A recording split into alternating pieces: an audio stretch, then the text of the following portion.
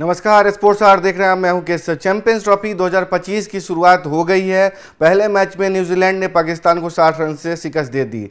जहां तक दूसरे मैच की बात करें तो भारत अपने अभियान की शुरुआत बांग्लादेश के खिलाफ करने जा रहा है। अब से कुछ देर में दुबई स्टेडियम में भारत और बांग्लादेश के बीच मैच की शुरुआत होगी। उससे पहले तमाम तरह की जो रिपोर्ट्स हैं मैच को लेकर के वो सामने आ रही हैं।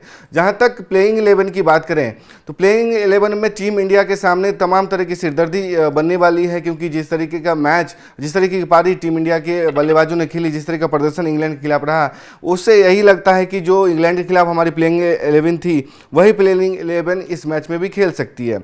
जहां तक अभी संभावित प्लेइंग 11 की बात करें तो कप्तान रोहित शर्मा के साथ उप कप्तान शुभमन गिल आपको ओपनिंग करते नजर आएंगे। विराट कोहली की टीम में वापसी हो चुकी है इंग्लैंड के खिलाफ, तो वो इस टीम में शामिल होंगे। श्रेयस अय्यर, केएल राहुल और हार्दिक और ऋषभ पंत में से टीम मैनेजमेंट ने पहले ही साफ कर दिया था कि वो कोशिश करेंगे केएल राहुल के साथ जाने का, क्योंकि उनका रिकॉर्ड ऋषभ पंत पर बढ़िया है। जहां तक ऑलराउंडर्स की बात करें तो हार्दिक पांड्या और अक्षर पटेल बतौर ऑलराउंडर के रूप में खेलेंगे। अब देखने वाली बात है कि रविंद्र जडेजा या कुलदीप यादव में से किस पे तरजीह दी जाती है। जहां तक पूरी संभावना है कि इस मैच में रविंद्र जडेजा को बतौर एक ऑलराउंडर और स्पिनर के तौर पर खेल सकते हैं। मोहम्मद शमी इस मैच में बतौर फास्ट बॉलर खेलेंगे, क्योंकि हार्दिक पांड्या ऑलरेडी एक फास्ट बॉलर के रूप में हैं। और हर्षित राणा, अर्शदीप सिंह में से टीम मैनेजमेंट की कोशिश होगी कि जो इंग्लैंड के खिलाफ हर्षित राणा ने जो प्रदर्शन किया, इसलिए उनको एक तरीके से बतौर तीसरे गेंदबाज के रूप में शामिल किया जाए। जहां तक इस मैच की बात करें तो भारत के सामने एक मनोवैज्ञानिक बढ़त इसलिए है क्योंकि भारत इससे पहले जो बांग्लादेश को उसके शिकस्त दे चुका है 2-0 से। और जहां तक 2017 के चैंपियंस ट्रॉफी की बात है तो भारत बांग्लादेश को ही हरा करके फाइनल में पहुंचा था, जहां पाकिस्तान से उसकी हार हुई थी। भारतीय टीम आज बांग्लादेश के खिलाफ जो आईसीसी चैंपियंस ट्रॉफी है उसका आगाज करेगी। दोनों टीम ग्रुप ए में शामिल है। इस ग्रुप की बात करें तो पाकिस्तान, न्यूजीलैंड, बांग्लादेश और भारत है इस ग्रुप में, जहां तक ग्रुप ए की बात है।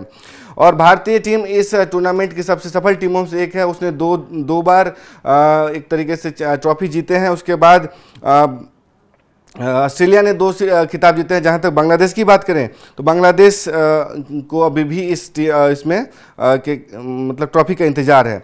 जहां तक रिकॉर्ड्स एक स्टैट्स की बात करें तो इस मैच में तकरीबन 55% बारिश की भी संभावना है। जहां तक इस पिच की बात है तो पिच, ये जो भारत को दुबई स्टेडियम में जो पिच मिलने वाली है वो फास्ट पिच है, क्योंकि इससे पहले जो पिच मिला करती थी धीमी पिच थी। और भारतीय टीम को जो जिस पिच पे खेली बांग्लादेश के साथ वो पिच नहीं है, और इस पिच पर तेज़ गेंदबाजों को काफ़ी मदद करती है। और इसमें इसलिए भारतीय टीम की कोशिश होगी कम से कम 3 स्पेशलिस्ट फास्ट बॉलर के साथ जाए। जहां तक इस पहले बल्लेबाजी करने वाली जो टीम होती है उसको नुकसान ज़्यादा होता है, इसलिए भारतीय टीम की कोशिश होगी कि अगर टॉस जीतते हैं तो पहले बल्लेबाजी ना करके क्षेत्ररक्षण को चुना जाए। जहां तक बांग्लादेश की भी यही कोशिश होगी। जो ये दुबई क्रिकेट इंटरनेशनल स्टेडियम है, ये भारत के लिए काफ़ी लकी साबित रहा है और भारत ने यहाँ 2 बार मुकाबले खेले हैं और दोनों ही बार जीतने में कामयाब हो रही है टीम। टूर्नामेंट छोटा होने के कारण किसी भी टीम के पास गलती की गुंजाइश नहीं है, इसलिए भारत और बांग्लादेश को कभी भी गलती में नहीं लेगा। और 2007 वर्ल्ड कप में जो भारत की बांग्लादेश के उलटफेर के कारण हार हुई थी वो गलती भारत नहीं दोहराना चाहेगा। भारत की कप्तानी हमने आपको बताया कि रोहित शर्मा कर रहे हैं, जबकि बांग्लादेश की कप्तानी नजमुल हुसैन शांतो करेंगे। भारत और बांग्लादेश के खिलाफ वनडे रिकॉर्ड की बात करें तो भारत का रिकॉर्ड काफ़ी अच्छा रहा, धमाकेदार रिकॉर्ड रहा है। भारत ने 41 मुकाबलों में 32 में भारत ने जीती है, जबकि बांग्लादेश पिछले 5 वनडे में दो में भारत ने जीते, जबकि 3 में बांग्लादेश में जीत हुई है। जहाँ तक इस मैच की बात करें तो भारत इस 5 स्पिनों के स्क्वाड को इस पूरे टूर्नामेंट में शामिल किया है, और उसमें देखने वाली बात है कि आखिरी प्लेइंग 11 में किसको शामिल किया जाता है। तो कुल मिलाकर के ये स्कोर थे। और हमने बताई कि इस मैच में बारिश की भी आशंका है। रोहित शर्मा के पास एक मनोवैज्ञानिक बढ़त ये है कि पीछे हम जो लास्ट के 2 मैच थे उस मैच में हमने जीत हासिल की है, और इससे पहले जो 2017 चैंपियंस ट्रॉफी था उसमें भी हम बांग्लादेश को ही सेमीफाइनल में हरा करके हमने चैंपियंस ट्रॉफी के फाइनल में जगह बनाई थी। तो कुल मिलाकर के भारत के पास एक टीम के लिहाज से भी बढ़त है और रिकॉर्ड्स के लिहाज से भी बढ़त है, और पिछले इसी टूर्नामेंट में जो हमारी एक रिकॉर्ड रही है उसकी भी बढ़त है। और भारतीय टीम एक मनोवैज्ञानिक बढ़त के साथ जा रही है, क्योंकि हमने न्यूजीलैंड को भी 3-0 से शिकस्त दी है, और एक पूरी बैलेंस टीम के साथ हम मैदान में उतरेंगे। लेकिन किसी भी कीमत पे भारतीय टीम एक तरीके से बांग्लादेश को हल्के में नहीं लेगी। ये टीम उलटफेर के लिए जानी जाती है और हाल के दिनों में हम देखा है कि बड़ी बड़ी टीमों को हराई है और इस वजह से उस टीमों का जो एक तरीके से सफ़र होता है बड़े बड़े टूर्नामेंट में वो खत्म हो जाता है। ऐसे में देखने वाली बात होगी कि भारतीय टीम इस पूरे मुकाबले को कैसे खेलती है। जहां तक कप्तान रोहित शर्मा के प्रदर्शन की बात करें तो कप्तान रोहित शर्मा ने जो इंग्लैंड के खिलाफ दूसरा वनडे था उसमें उन्होंने शतक लगाया था और उनकी फॉर्म में वापसी हो चुकी है। विराट कोहली भी अर्धशतक लगा चुके हैं तीसरे वनडे में। और अहमदाबाद की बात करें जो इंग्लैंड के खिलाफ जो अभी हाल में सीरीज संपन्न हुई है उनकी भी फॉर्म में वापसी हो चुकी है। श्रेयस अय्यर अच्छे फॉर्म में है, वो चौथे नंबर पर बल्लेबाजी करते नजर आ सकते हैं। शुभमन गिल की बात करें तो एक्स्ट्रा ऑर्डिनरी प्रदर्शन कर रहे हैं। उन्होंने भी 3 मैच में 1 शतक 2 अर्धशतक के साथ अच्छी पारी खेली थी और वो एक तरीके से दुनिया के टॉप 3 बल्लेबाजों में शामिल हैं। और दूसरे जो उनके साथ हैं खिलाड़ी, हार्दिक पांड्या की बात करें तो फिनिशर की भूमिका निभाते नजर आएंगे।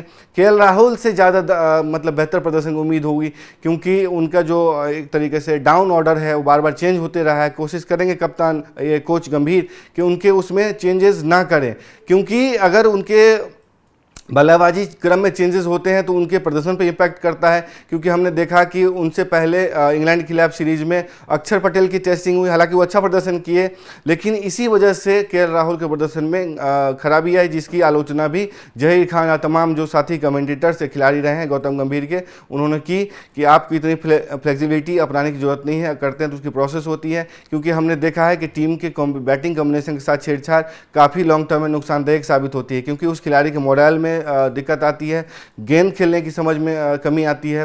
और यही केएल राहुल के साथ हुआ जब हम 3 मैचों की सीरीज में उनका प्रदर्शन काफ़ी डाउन रहा था।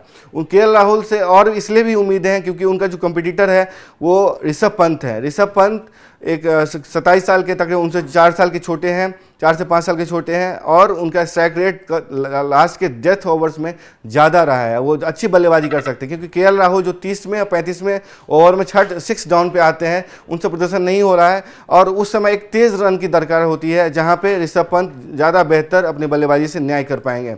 तो कुल मिलाकर के ऋषभ पंत से बेहतर प्रदर्शन की उम्मीद थी लेकिन वो टीम में ही शामिल नहीं किया गया है। ऐसे में केएल राहुल के ऊपर पूरी जिम्मेदारी होगी और अक्षर पटेल जो अच्छा प्रदर्शन कर चुके हैं उनसे भी बेहतर प्रदर्शन की उम्मीद होगी। और इस मैच की बात करें तो मोहम्मद शमी के पास भी बड़ा मौका है क्योंकि जो हमारे स्पेशलिस्ट और नंबर 1 गेंदबाज जसप्रीत बुमराह वो अपने इंजरी के कारण इस टूर्नामेंट को मिस कर चुके हैं, वो नहीं खेल पा रहे हैं। उनके जगह हर्षित राणा को लिया गया है, लेकिन अगर हर्षित राणा खेलते हैं तो कुल मिलाकर के 2 स्पेशलिस्ट होंगे, मोहम्मद शमी और हर्षित राणा। ऐसे में टीम की जो बॉलिंग जो यूनिट है उसकी अगुवाई मोहम्मद शमी करेंगे, जिनकी इंग्लैंड के खिलाफ सीरीज में वापसी हुई है। वो 1 साल बाद मैदान पर उतरे थे, उनका प्रदर्शन उस तरह की नहीं रहा लेकिन खराब भी नहीं रहा, बेहतर इनको इकोनॉमी बेहतर करने की जरूरत है। ऐसे में उनके पास बड़ा मौका होगा, जो उन्होंने प्रदर्शन वर्ल्ड कप 2023 में किया था भारत के लिए, वही प्रदर्शन कुछ ऐसा यहाँ भी करें और भारत को सीरीज जितवाने में महत्वपूर्ण भूमिका निभाएं। तो कुल मिलाकर के ये तमाम अपडेट्स थे टीम को लेकर के, तमाम खिलाड़ियों के प्रदर्शन को लेकर के,